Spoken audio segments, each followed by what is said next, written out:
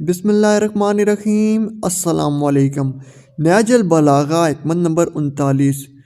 مستحبات سے قرب الہی حاصل نہیں ہو سکتا جب کہ وہ واجبات میں صدرہ ہوں۔ حکمت نمبر 40۔ عقلمند کی زبان اس کے دل کے پیچھے ہے اور بے وقوف کا دل اس کی زبان کے پیچھے ہے۔ حکمت نمبر 41۔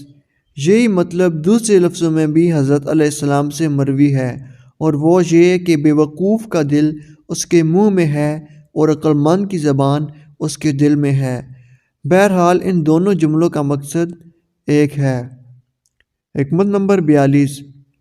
آپ اپنے ایک دوست سے اس کی بیماری کی حالت میں فرمایا، اللہ نے تمہارے مرض کو تمہارے گناہوں کو دور کرنے کا ذریعہ قرار دیا ہے، کیونکہ خود مرض کا کوئی ثواب نہیں ہے مگر وہ گناہوں کو مٹاتا ہے اور انہیں اسی طرح جھاڑ دیتا ہے جس طرح درخت سے پتے جھڑتے ہیں۔